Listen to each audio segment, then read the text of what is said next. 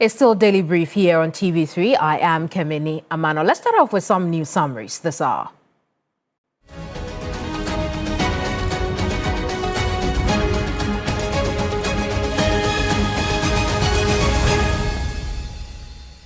Chief Justice Paul Bafuboni has expressed his strong disapproval of concerns raised by the Ghana Bar Association (GBA) that lawyers should not be made to proceed with cases during legal vacations. Speaking at the second quadrennial Delegates Congress of the Senior Staff Association of the Judicial Service of Ghana in Sunyani, the Chief Justice explained that a lawyer who has made personal arrangements during the legal vacation cannot use those arrangements as grounds to prevent a judge who is sitting from hearing a case. To write to the Chief Justice to say that the cases should not be adjourned to the vacation. So I am not coming. I have already made arrangements outside, so I'm not coming. You are a lawyer. You have your clients. If your clients decide to leave, you leave. Well, go on leave. But you cannot say that there's a legal vacation and the judge who is actually sitting cannot do your case. No, that's not it. And then adjournments are not at the instance of the Chief Justice. An adjournment is a judicial act. Meanwhile, Deputy Attorney General Dr. Justice Ramsai has rejected the Ghana Bar Association's position that lawyers cannot be compelled to appear before a vacation courts. The GBA, in a letter to the Chief Justice, argued that a legal vacation running from August 1 to September 30 is intended to give judges, lawyers and court staff a break, with vacation courts traditionally handling only urgent or interlocutory matters. But Dr. Ramsai says the position is not supported by law, rules, practice or optimal reason. The Accra High Court has declined a letter by lawyers of the 4th, 5th, 7th and 8th accused persons in the 291 million Ghana cedis National Petroleum Authority theft case involving former CEO Dr. Mustafa Abdul Hamid and 7 others. The lawyers were seeking an adjournment of the trial pending the determination of the petition to the Chief Justice to stop trials during the legal vacation. Joseph Bimka is lawyer for former NPO CEO Mustafa Abdul Hamid. Look at the Courts Act, particularly Section 79, thereabout. It gives him the discretion to take certain decisions for sittings of court, including weekends and holidays, and etc. The problem I have, which I have stated without equivocation, is that you realize that there are only 2 specialized courts, and they are the only 2 courts that are sitting during the vacation to hear substantive trials. I think that one thing I've realized is a number of people are getting confused between the substantive hearings and motions. You know that during the holidays, judges do not normally deal with the substantive hearings. It is only motions. So the holiday judges sit to hear motions and urgent applications. But if you look at the 2 specialized courts, they are asked to do normal hearings that we do during the normal period that we are in court, as against the vacation. So if you ask me, it's novel. We've not done that before. The convention has been that we go on vacation at the end of July and come back in October for substantive trials. But a few judges are selected to sit to hear motions and urgent applications only. So what is happening now, with all respect, is novel. Especially so when you realize that the cases that are pending in these 2 courts are all of a political nature. The strike by the Ghana Association of University Administrators is beginning to affect the smooth running of administrative services in Ghana's public universities. They are protesting over widening disparities in the market premium and related allowances between teaching and non-teaching senior members.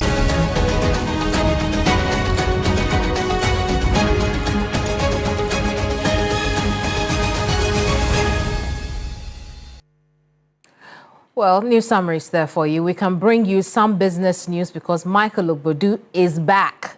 Michael, we're hearing some things about value for money. Exactly. With regards to our power purchase agreements, we have the details lined up for you. Hello there. Welcome to the business segment here on News in Brief. I'm Michael Obodu. Now, the Center for Environmental Management and Sustainable Energy, CEMSE, says the alleged Aska Energy bribery saga highlights serious concerns over value for money in Ghana's power purchase agreements. Now, Executive Director of CEMSE, Benjamin Nsia, said the development suggests that in many cases, Ghana may not be receiving adequate value for the money committed under some power contracts. He noted that the authority or institution mandated to ensure value for money and promote checks and balances in the negotiation and approval of such agreements has failed the country. The conviction of Asante Beko and its related revelation from the U.S. courts reveals a worrying issue where our gatekeepers, who were supposed to serve the interests of Ghanaians and also ensure value for money for some of these power purchase agreements, renege on their check and balances responsibility, and for that matter, engage in certain practices that could have influenced the decision to sign that particular contract. Probably due to some of these influences, we overbloated the contract sum and also overbloated the power purchase agreement against the interest of Ghanaians. And I think in recent times, the government's idea of renegotiation or renegotiating some of these contracts reveals the position of CEMSE that some of these contracts were overbloated, and the consumer has always paid for some higher price of tariffs because of some of these engagements. We think that we must begin to disclose all power purchase agreements from 2013, and we must review them and then ensure that any of these contracts that doesn't guarantee value for money is terminated. Future contracts must also be published or disclosed to ensure transparency and accountability in the signage of PPAs in Ghana.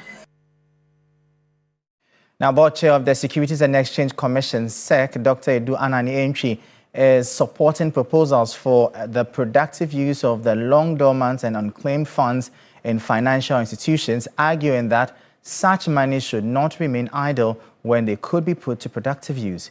He insists, however, that the arrangement must guarantee the owners or their lawful beneficiaries access to the funds whenever they come forward and establish their legitimate claim. Any unclaimed assets, if you create any structure or any institution or any to hold these unclaimed assets, anytime somebody comes, there's no problem. We must give the access to the person. The only thing this is going to do is that if it remains unclaimed, at least it is working, rather than putting it in where there's nobody utilizing it to work to even earn any interest at all. So as for the claims, anytime, if it's a dead person, anytime the children or the family realize that there is something there and they come, you will be giving. And so when they are doing that, definitely they will also ensure that their liquidity position is solid, so that anytime somebody comes, they will be able to get the money.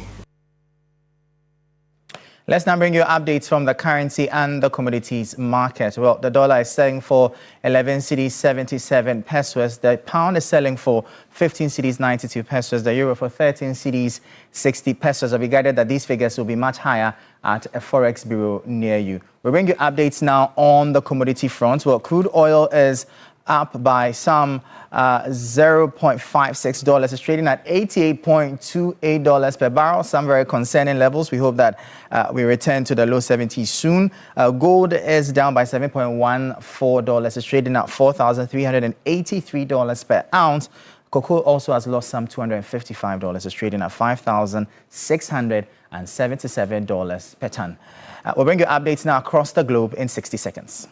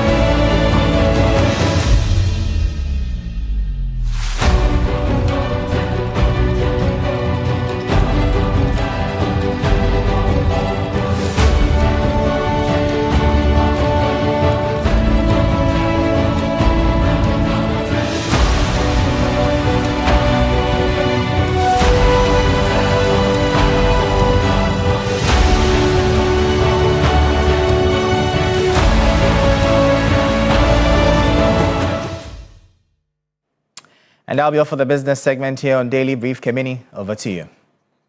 Thank you very much. As always, a pleasure having you here. Michael Obodu there with the latest business news.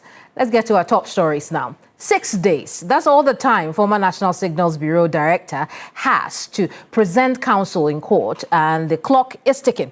Kwabena Duboahin and his wife Angela Ejeboating did not have legal representation present at the Accra High Court when their case was called today. The sitting judge warned if by the next hearing on August 17th there was no legal representation for the two accused persons, either of two things will happen. They will represent themselves, meaning at the stage of the trial, the accused persons will have to cross-examine prosecution's witness, or the said witness will be discharged. Now, 6 days to produce their lawyer. Failure to do so will result in them doing the cross-examination themselves. That's the the essence of what I have just told you. I want to bring in now counsel for Kwabena Duboahin, because it appears that a lot of this comes on the back of the conversation around the legal vacations. Samuel Atachia is lead defense counsel in this matter, and he's joined me via Zoom. Counsel, good evening to you. The question on all our minds is why you were not in court today. How do you respond to that?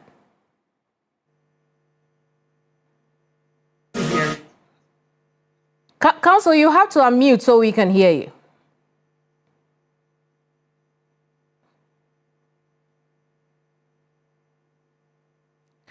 Counsel, we cannot hear you. You'd have to unmute so we can hear you.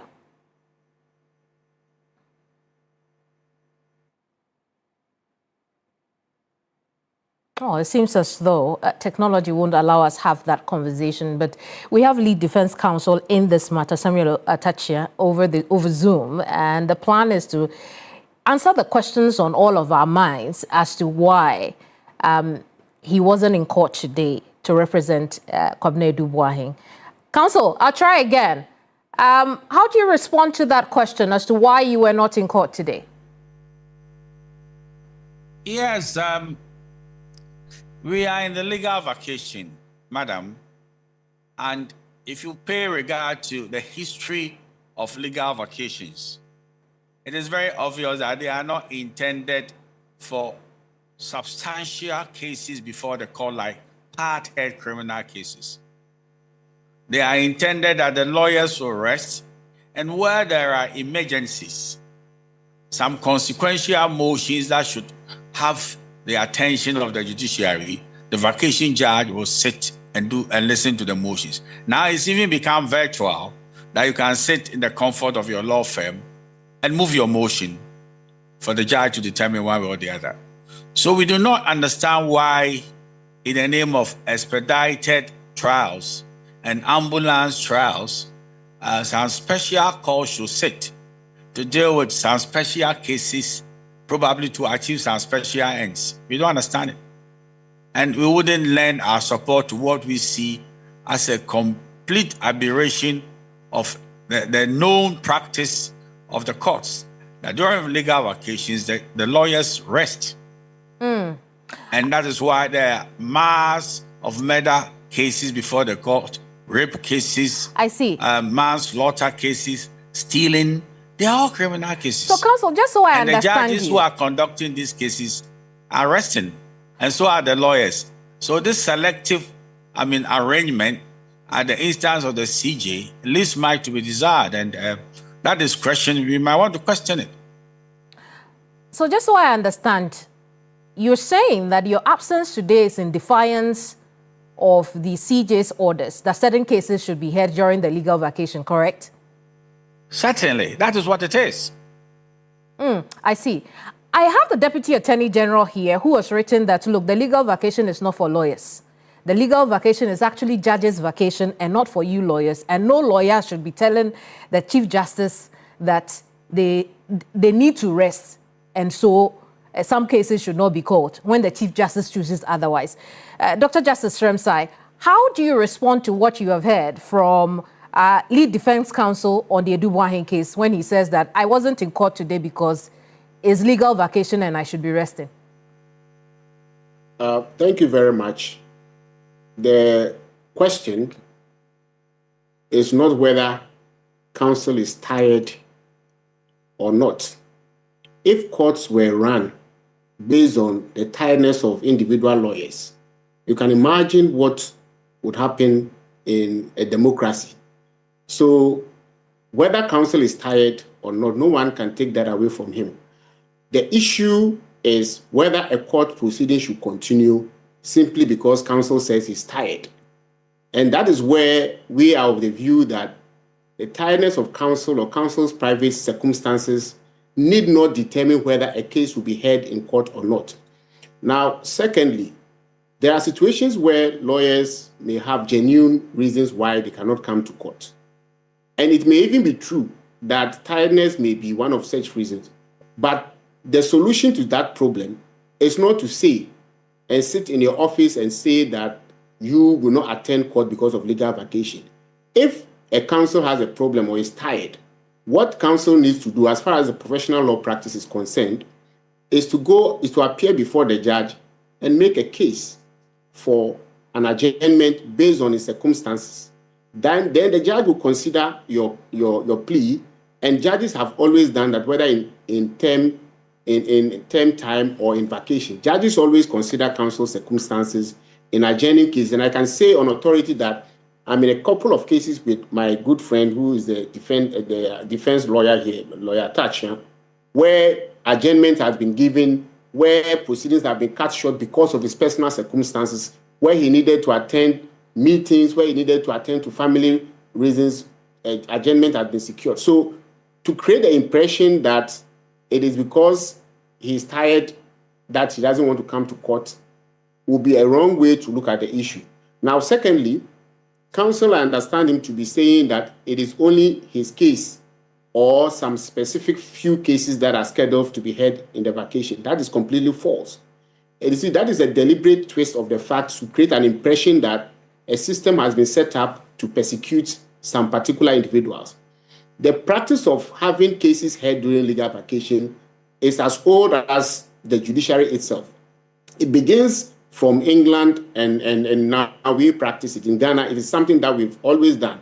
And if you follow what conversation is going on, there is evidence that judges from 2011, for instance, Chief Justice Georgina Wood has actually asked commercial court to sit throughout the vacation. Mm-hmm. There are instances where the previous Chief Justice, so it is a normal thing. The impression being created that some persons are targeted is completely false in the sense that, you see, there are a number of vacation judges. Oral cases are not before only these judges. There are oral cases in other courts. Those courts, the judges in those courts are not appointed as vacation judges. Therefore, those cases are suspended because the judges are not. And in respect of these judges, they do not only do oral cases, they conduct other cases, like he's mentioning. Some of them conduct robbery, rape, and other cases, and those cases too are ongoing. So Doug, just to get the point straight, what you are telling us now is that the legal vacation is not being used to hear only high-profile cases. At all. So there are regular cases being heard in certain courts, not interlocutory, but substantially. Precisely. Okay, right. Yeah. And then it takes me back to the defense counsel in the matter of Kwabena Dubois in court. Counsel, you left your client in a bit of a pickle when you decided that you will not go to court today. What we are learning is that you could have gone to court and then put in a plea with the judge that you needed that needed to be accommodated before then leaving the case. Why wasn't that an option for you?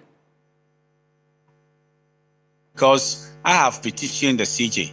The decency of engagement is that it's the CJ that gave the warrant to the judge to continue with the case. So the judge should have stayed in hands and to hear what the CJ will say. That's the decency of everything.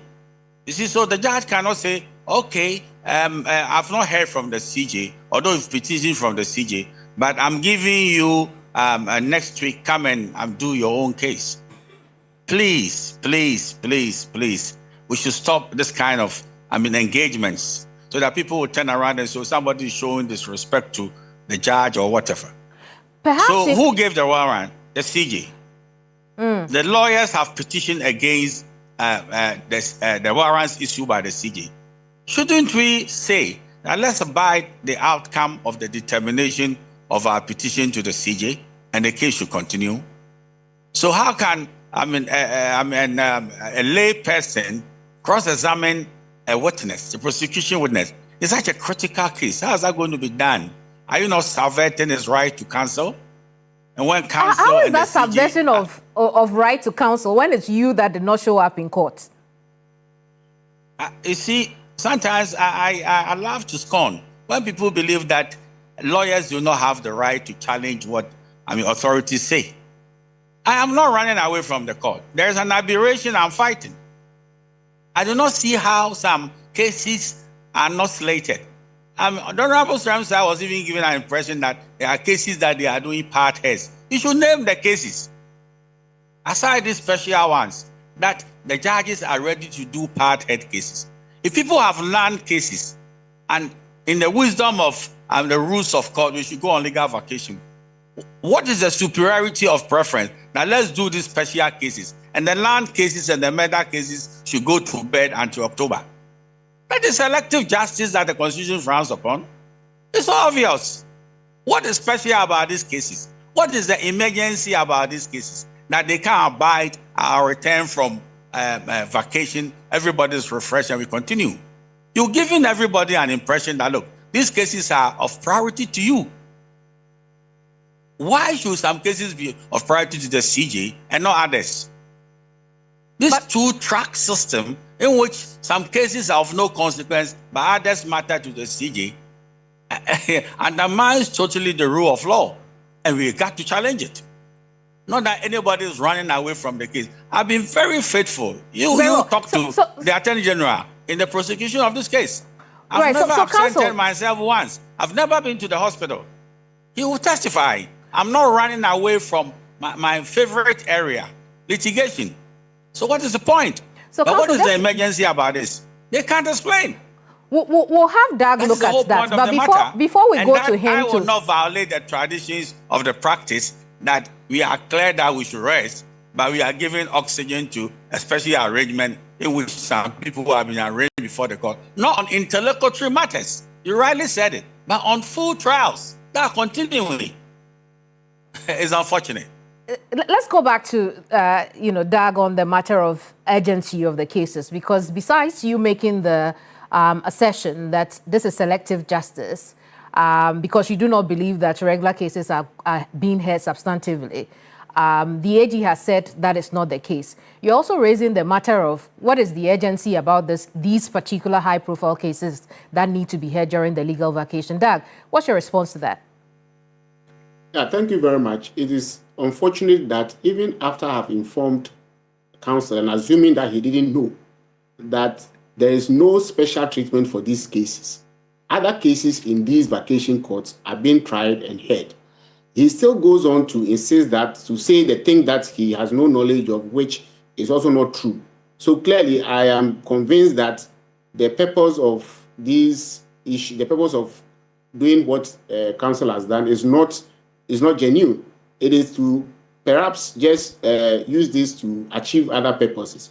For example, one of the things that we learn in law school, okay, as ethical is that a lawyer, when you are representing a client, should not avoid the courtroom and use other means to delay court processes. But that's what is happening. Look at what the situation is. There is there's a date for hearing. It was determined you were in court when the date was agreed. Now, you have written a petition to the Chief Justice, and your argument is that until you hear from the Chief Justice on your petition, you will not go to court. But is that how it is done? Even we know that even when you apply for stay of proceedings, until it is granted, the case continues. So on what lawful basis would counsel say that he decided not to go to court because he's waiting the decision of the Chief Justice on his petition?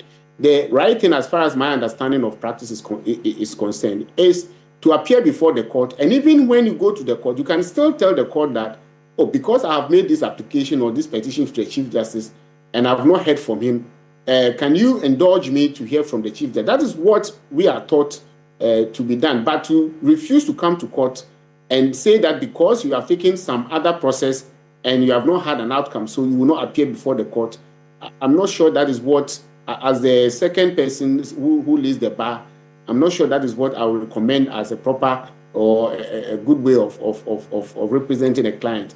And I think you are very right when you said that his decision to not attend to court is what is making his clients suffer.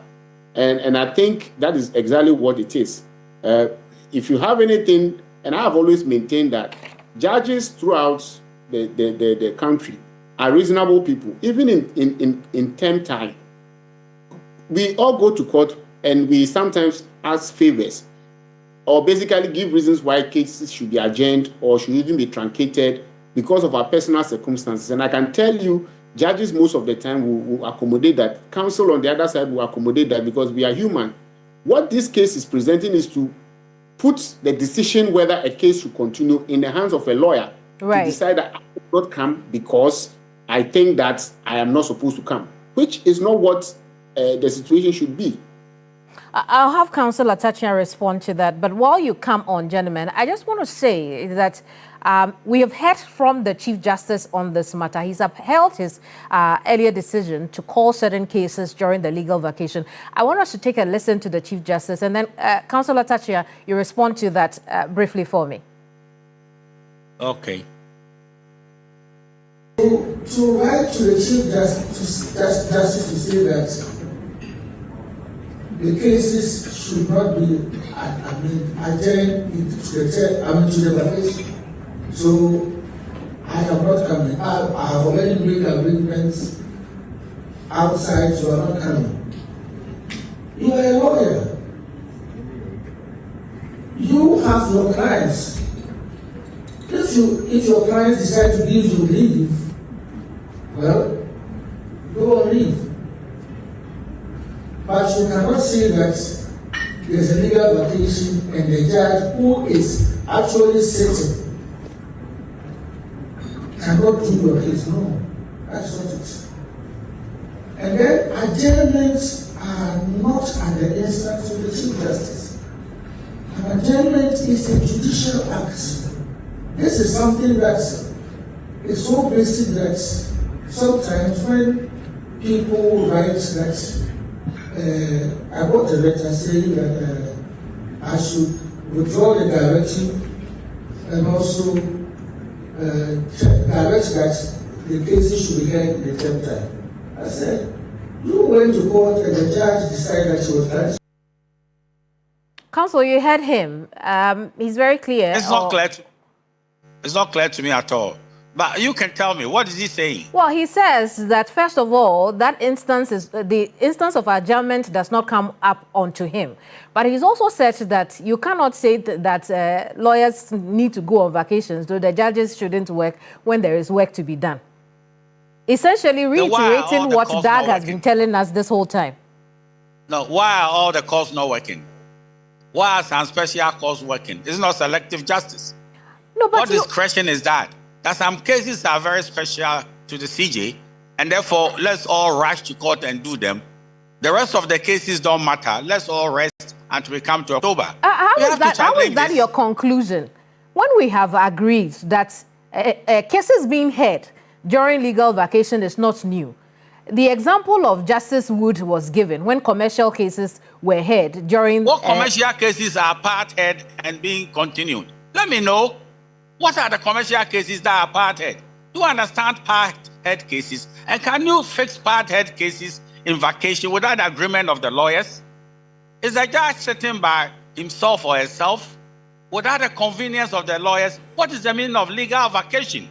Even the linguistic evidence is telling you that we are on vacation. But you've been told that a legal vacation is for the judges, not the lawyers. The Court of Appeal is on vacation. If you want to have judges sitting, it relates to emergencies.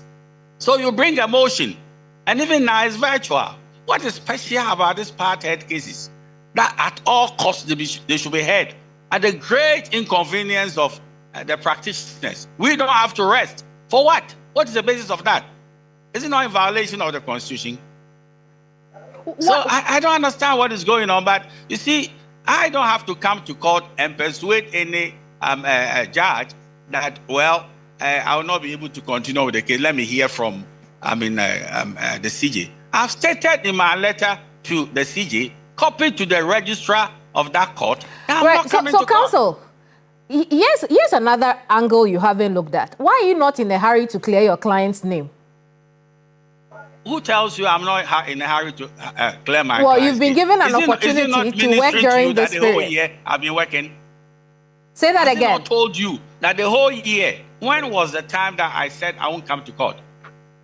And you believe that I shouldn't have my vacation as the CJ is having his vacation? What is the meaning of legal vacation? If you want to go and read the law, go and pay regard to Order 79. And Order 79 decrees legal vacation. What is the meaning of legal vacation? When a studio is on vacation and you say that, oh, there are some special cases that they should come in here, you should justify it. What is special between a murder case and Cabinet Dubois' case? Why are the murder cases not being heard? What will be justification enough?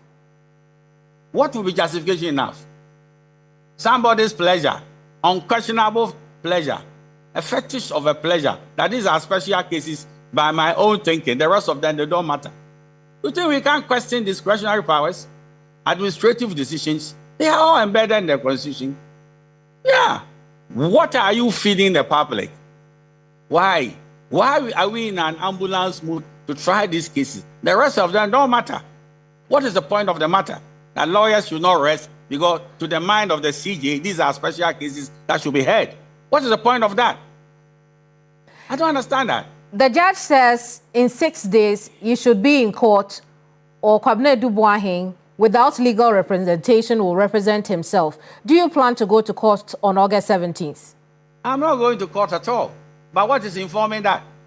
Why should a judge in a very technical case of this nature that a man's lawyer is on vacation and the judge is saying that if your lawyer doesn't come, go and find another lawyer. But he's saying that you come and stand there and cross-examine. How can a lay person, cross-examine in such a matter?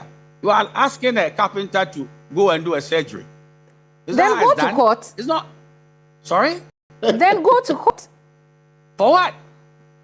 For what? Why should I go to court? What is the meaning of legal vacation? What is special about this case? Some of these things you are failing to answer. And I know they can't answer.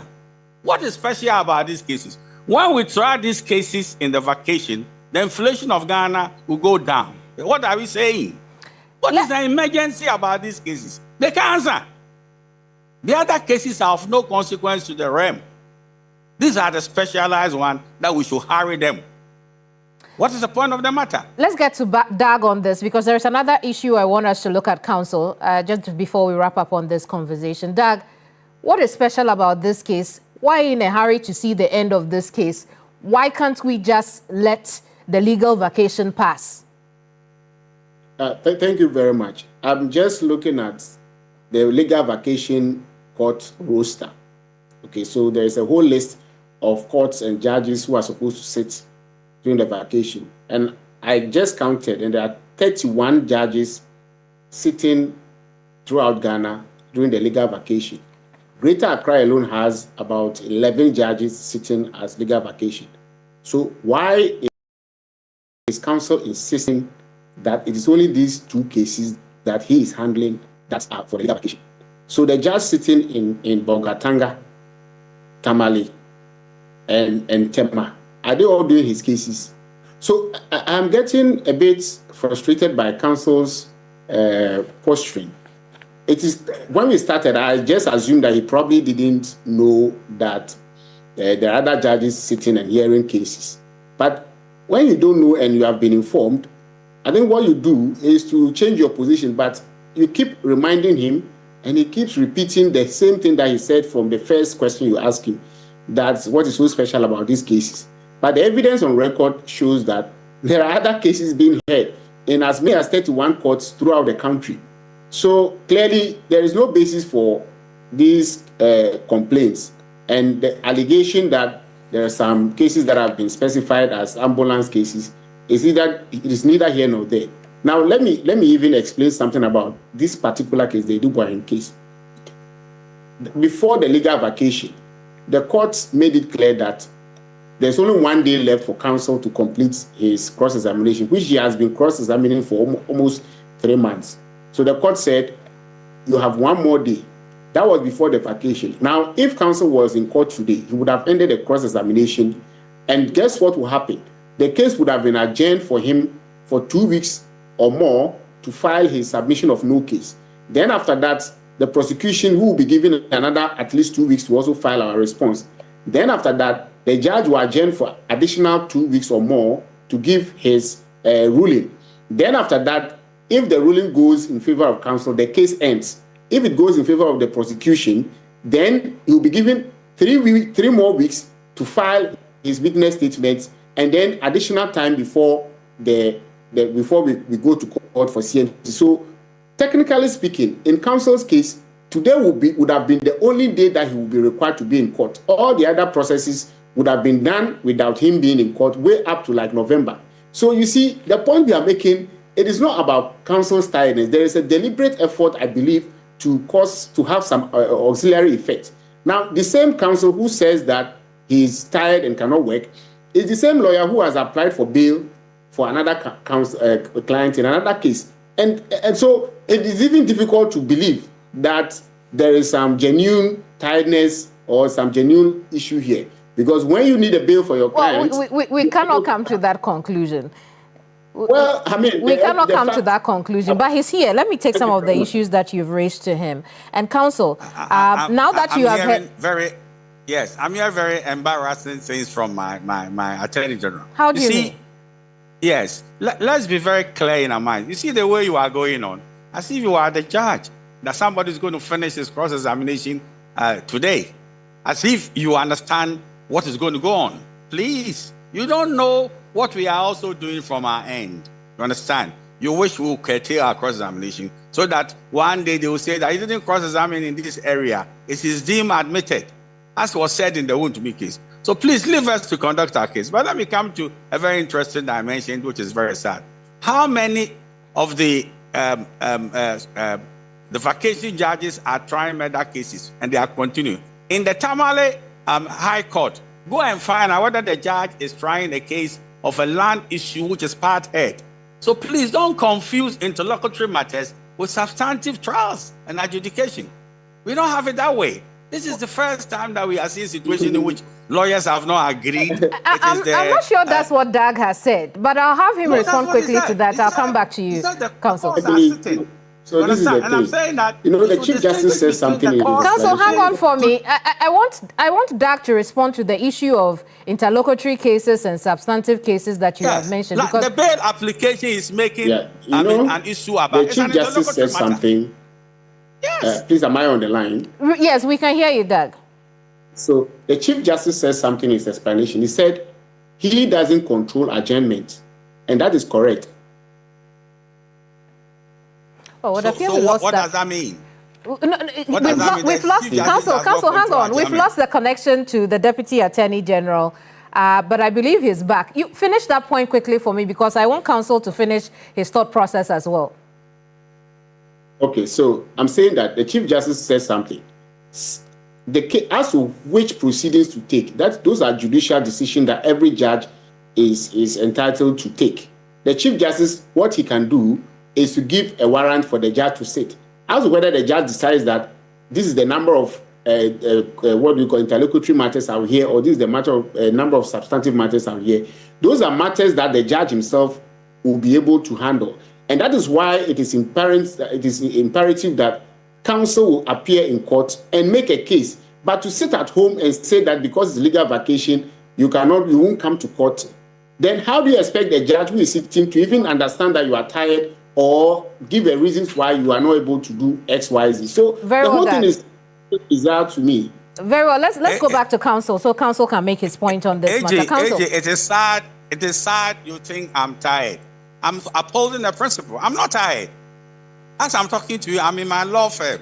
You understand? I'm not tired. But there's a principle which is embarrassing the justice delivery system. Now we have selective justice. Some cases will be heard, substantive matters. And if I apply for bail, you know that it's according to the vacation rules that the circumstances of the matter require that emergencies can be attended to in vacation, but never cases which are just parted. There's nothing emergency about a parted case. Nobody's going to take a ship out of the jurisdiction. You can come by ex parte application to arrest the vessel. So please, let's know the difference. Counsel, here's my thing. Your need to uphold the principle of the Convention of Legal Vacation, does that supersede you attending to your client in court today and then on August 17th? You see, I will not violate the traditions of the, what's it called? The practice because of the pleasure of the CJ. I'm telling you this. It's very important. Then we should delete from Order 79, we should delete Order 79 of CI 47. So we don't have what? Legal vacation. I'm giving you linguistic evidence that we call something legal vacation. And let me read to you Rule 1. Subject to the Courts Act, 1993, Act 459 amendment, the Chief Justice may appoint any day, including vacation, for the hearing of causes or matters as circumstances require. So the circumstances required here are the emergency circumstances, not part heads. I've been around for over 30 years. I've never seen what we are talking about. That you want to compel a lawyer to come to court and come and do a part head case. And when it's not an emergency case, when we are applying for bail, is it a part head case? It's an emergency case that somebody is languishing in his home. You want to see whether the judge will consider an application for the individual to be admitted to be pending appeal. Counsel, so what now? Is aware of the difference. And don't confuse people into believing that in Tamale, there are high court judges who are doing part-head rape cases, manslaughter, part-head cases. They don't do part-head cases in vacations. What they do, they deal with interlocutory matters of emergency nature. So I am not tired. But counsel, remember, he's also explained that when it is at the behest of the Chief Justice, you can do both the interlocutory and substantive matters. He's explained that already. But I want us to focus on you and your client. I wonder how your client feels about the threat that was given him today and the fact that you were not in court to represent him, and the likelihood that you will not be in court on August 17th to represent him because you are upholding the principle of legal vacation. How does he feel? He feels very, very comfortable with me, you know. He believes that I'm a very principle-centered lawyer. He believes that I won't shortchange him. And he's not in any ambulance mood to cross-examine as a lay person, a prosecution witness. We are not little boys in the game, madam. I'm telling you what we believe as a principle. How can a judge tell, a carpenter to become a dentist and remove somebody's tooth? How? So what's next? What happens going forward? We will advise ourselves. We will not begin to put our legal, arsenals in the public space. But we'll advise ourselves. We know what to do. What does advising yourself and knowing what to do mean? We will not be compelled to go to court, for Christ's sake. This is not the first time that we've had the Chief Justice, I'm afraid. Gentlemen, I want us to look at other issues. But counsel, you know, in court today, your client told the judge that you were out of the jurisdiction, which means where are you now? I'm in my law office. I'm not out of the jurisdiction. I don't know. Your client lied to the court. My client ever said that, because we spoke this morning and he knew I was in Ghana. Oh, but our correspondent tells us that he had told the judge you were out of the jurisdiction. Doug, am I wrong? I don't know about that. He didn't say it as a fact. He said he believes. He believes that the lawyer is out of the jurisdiction. Oh, but he didn't say matter of fact. Oh, goodness me. I'm surprised. Yeah. Thank you. I'm here. I've not gone out of Ghana. Very well, gentlemen. So I want us to look at the Wontumi bill hearing today. What the Attorney General's office has said is that, look, not only are the reasons you put in your affidavit not reasonable enough for any chance of success, but also your client is a flight risk. And the reason they say that is because his former counsel has said on a media platform that, but for his own advice to Chairman Wontumi, he would have left the jurisdiction of this country. How does this come to you? Well, I believe this, as cathedral issue should not be part of the thinking of any serious judge. As a matter of fact, I do not know the validity of this matter outside the court. But a man is a flight risk, and 9 good months, he never absented himself in court. He came to court. Wontumi was faithful to the hearing of this action for 9 good months. So what is it? What is it? This business of is a flight risk? So please, I would rather you spend this discussion in the media space regarding a very valid application I've filed. And let's come to court. I've not received the affidavit of opposition from the Honorable Attorney General's office. But if I should get it, I know what to do. But for anybody to now begin to raise, extra legal matters, it leaves much to be desired. It will be very, very unfortunate and dangerously prejudicial to what we are about to do on the 19th. Very well. And on the 19th, we are not going to do a part head. It's an interlocutory matter. I was glad you used that expression, interlocutory. It's not a final thing. Nobody's going to adduce evidence. And probably you might even do it virtual. That is the point of the matter. And that's the difference between I won't risk it and ask Doug a question as well. And Doug, feel free to have your final comments on the conversation around legal vacations. But when in that affidavit, the Attorney General's office puts that you thought that Chairman Wontumi will be a flight risk if he's released on bail based on third-party information. Why is that important to you?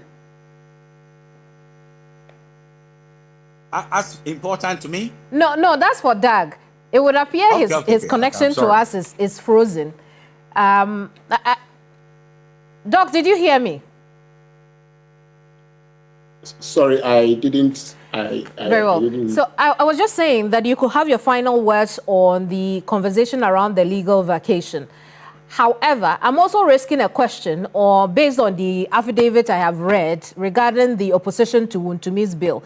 And my question is why the acknowledgement of a comment his former counsel made about he wanting to leave the jurisdiction at some point in time is important information to you as you oppose it, considering it is not first-hand information you have gathered, but it's based on someone else's narration. Dominic, can you please do me a favor on this one? Since this matter is yet to be heard in court, I would beg that I do not comment on it. The issue we have been discussing on the legal vacation appears to be a general issue rather than the specific matters of a particular case. So if you can kindly assist me and excuse me from commenting on this particular aspect. Very well. I think it will become obvious why the position is made in the affidavit. Now, my last comment on the legal vacation issue. I think the place for every lawyer to fight for their client is the courtroom. if a lawyer is tired and wants an adjournment or wants a special consideration for his personal circumstances, I believe the place to go to is still the courtroom. So I would encourage my good learned friend to try as much as he can to understand that vacation courts are not only for his clients' cases, and they are generally for everyone, and he should appear in court. And perhaps if he makes his concern known to the judge, and he is very, very, very persuasive in his legal matters in courtroom, and I believe he will be able to persuade the judge to grant him some few days to have his rest and to serve the interests of his client, because personally, I am not happy with the situation where a client will be left in court without counsel that he has duly hired. So I will encourage my learned senior to appear in court and perform his obligation towards his clients and to the court. Very well, counsel.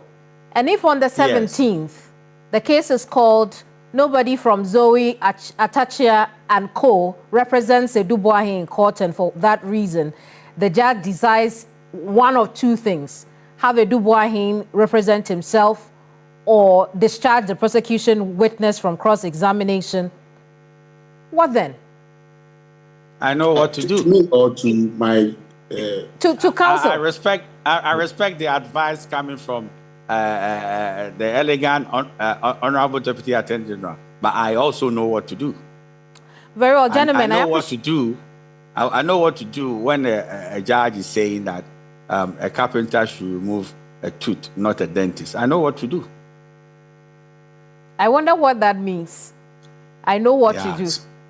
Yeah, so pour it in your heart. I know what to do. Very well, gentlemen. Thank you so much for your time on this subject matter.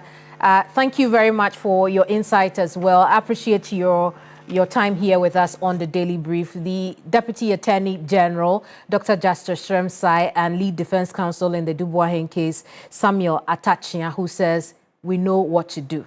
Now, just before we go, a quick one. Former Minister of State in charge of Finance, Abnal Seasare, is calling on President John Mahama to initiate a thorough investigation into the reported losses incurred by Gold Board in its operations. The chairperson of Parliament's Public Accounts Committee claims that 6 billion Ghana cedis of the $1.7 billion loss reportedly attributed to Gold Board by the IMF could have been used to recruit unemployed nurses. Speaking to journalists, the Atiwa East MP urged President Mahama to honor his promise to merge all collapsed, non-performing state-owned enterprises. Take a listen. President Mahama, we are asking you to call for proper and further investigations into what is happening at Gold Board. I am temporarily relieved that at least Bank of Ghana from 1st of July 2026 is no more spending on Gold Board as it used to be. So, President Mahama, somewhere last year, you engaged the SOEs, and then you mentioned that SOEs that are not making profit or SOEs that are not thriving, you either close them down or you merge them. So we want you to walk the talk. Look into Gold Board. Look into the losses that they have incurred so far. Well, that's it for today's edition of the Daily Brief. I'm so grateful for your company. I am Kemini Amano, and you have been briefed.